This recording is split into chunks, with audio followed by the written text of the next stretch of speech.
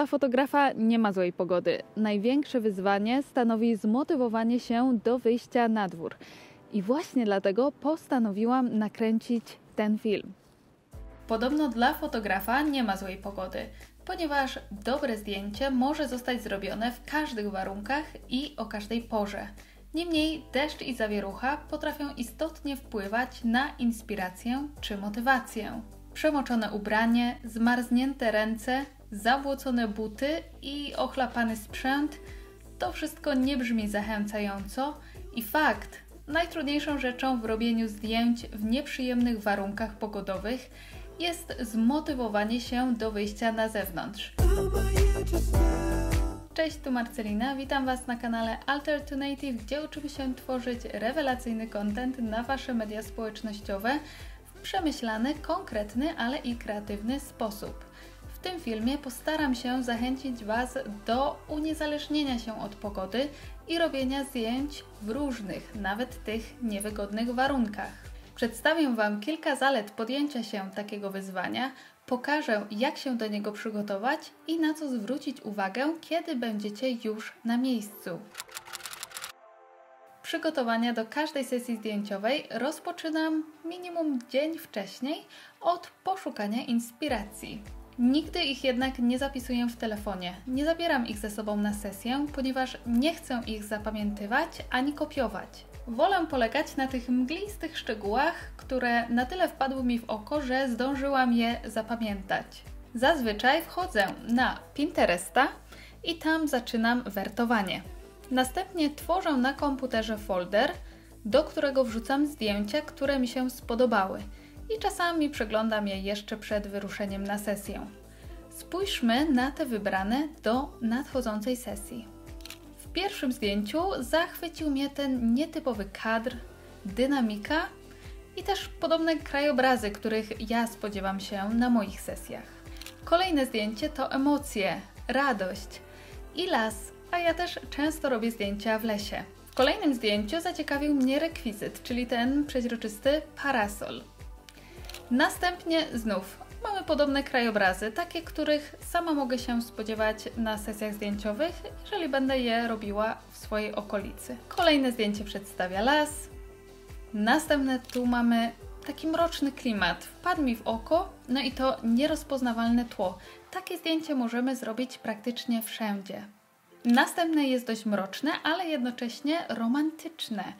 I te rozmyte trawy na pierwszym planie, bardzo mi się to podoba. I ostatnie to taki zupełnie nietypowy kadr i bardzo ładna kompozycja. Myślę, że zajrzę jeszcze na Instagrama i przejrzę sobie na przykład top zdjęcia pod hashtagiem Forest Photography, bo prawdopodobnie wybiorę się na zdjęcia do lasu lub do parku. Zawsze mnie to zadziwia, ile pięknych miejsc można odkryć w swojej okolicy. To są takie moje mini podróże i kiedy nie mogę daleko wyjeżdżać, cieszę się takimi chwilami. 3 najważniejsze rzeczy, które należy ze sobą zabrać na sesję, kiedy pogoda nam nie za bardzo dopisuje albo jest niepewna, to nieprzemakalna torba na sprzęt lub plecak z pokrowcem, do której włożymy 1 lub 2 suche szmatki do przetarcia obiektywu. No i też bardzo ważne będą odpowiednie buty, gdyż nie ma nic gorszego niż przemoknięte obuwie i zmarznięte stopy. Jeżeli pada deszcz lub jest pochmurno, warto zabrać ze sobą parasol. Po zainspirowaniu się zdjęciem na Pinterestie postanowiłam kupić sobie taki przeźroczysty, który myślę, że będzie bardzo fajnie i ciekawie wyglądał na zdjęciach. Poza tym przyda mi się na co dzień. Zamówiłam go na Allegro za niecałe 50 zł z przesyłką. Link zostawię Wam w opisie do tego filmu, jeżeli też chcielibyście się w taki zaopatrzyć. Uważajcie tylko, aby nie rozkładać go na silnym wietrze. Na co zwrócić uwagę podczas robienia zdjęć? Pamiętajcie, aby przed rozpoczęciem fotografowania założyć osłonę na obiektyw. To jest wprawdzie osłona przeciwsłoneczna, więc będzie wpuszczała trochę mniej światła, ale może też uchronić przed niechcianymi plamkami na obiektywie podczas delikatnego deszczu. Najlepiej zabierzcie ze sobą szczelną reklamówkę i gumkę recepturkę, żeby w razie potrzeby stworzyć taki prowizoryczny pokrowiec. Taki pokrowiec można kupić za naprawdę niewielkie pieniądze, na przykład na Allegro, ale ja akurat takiego nie posiadałam, dlatego musiałam sobie poradzić bez niego. Taki dzień jak dzisiaj to idealny dzień na zdjęcia, kiedy chcemy uniknąć innych ludzi w pobliżu. To również idealny dzień na ćwiczenie umiejętności świadomego patrzenia i szukania kadrów. Najlepiej na tego typu sesję wybrać się samemu, żeby nikt nam nie przeszkadzał ani nie popędzał nas i po prostu zanurzyć się w otaczającym nas krajobrazie. Jeżeli przyjechaliśmy na taką sesję sami i chcemy sobie zrobić zdjęcia na przykład na Instagrama, to zdecydowanie przyda nam się umiejętność robienia sobie zdjęć samemu. Jak to zrobić? Mówiłam już w jednym z moich poprzednich odcinków, do którego link wstawiam u góry i zostawiam Wam również w opisie do tego filmu. W pochmurny, deszczowy dzień mamy dwie możliwości. Albo niebo będzie jednokolorową, szaro-burą masą i wtedy możemy spodziewać się stałego światła przez cały dzień.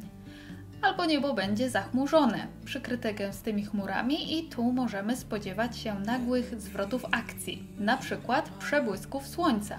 I tak też było podczas ostatniej sesji. Przez cały dzień utrzymywały się dosyć gęste chmury, jednak kiedy słońce zaczęło zachodzić, udało się mu przebić przez nie i trafiłam na całkiem niezłą złotą godzinę. A nie tak dawno jak przedwczoraj, kiedy pisałam scenariusz do tego odcinka, pogoda totalnie mnie zaskoczyła. Padał deszcz, jednakże przez chmury przebijało się takie bardzo zamglone słońce i wyglądało ono, jakby było za jakąś poświatą.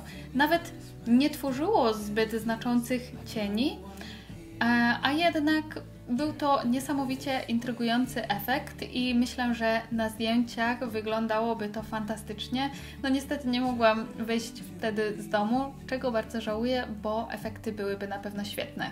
W każdym razie podczas niepogody zwykle nie poluję na moje ulubione wschody i zachody słońca. Dlatego na sesję mogę jechać właściwie o jakiejkolwiek porze, dopóki jest dosyć jasno i mamy takie naturalne dzienne światło. Dlatego też nie mam wtedy poczucia, że pojadę powiedzmy w południe, a coś mnie ominie o zachodzie słońca.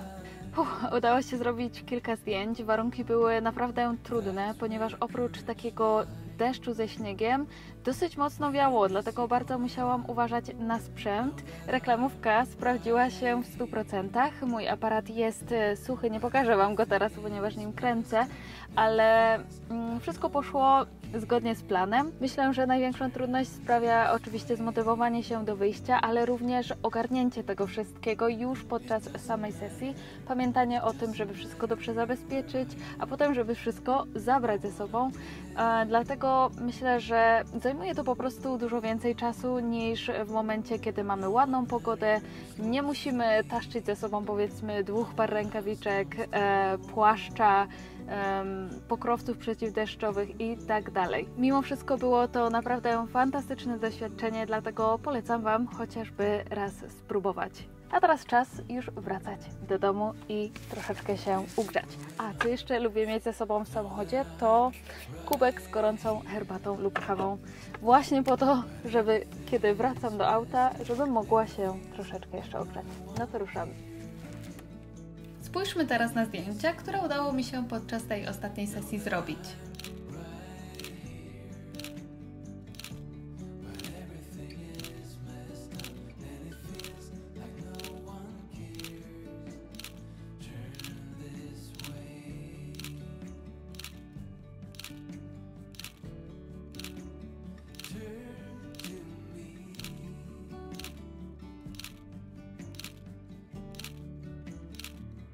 Tymczasem dziękuję Wam bardzo serdecznie za uwagę. Jeżeli spodobał Wam się ten odcinek, zostawcie proszę łapkę w górze i zasubskrybujcie mój kanał po więcej tego typu treści. A jeżeli spodobały Wam się wielkopolskie krajobrazy, to zachęcam Was również do obejrzenia odcinka o tym, jak robiłam jesienną sesję zdjęciową w Wielkopolskim Parku Narodowym i Rogalińskim Parku Krajobrazowym. Z mojej strony to już wszystko. Do zobaczenia za tydzień. Cześć!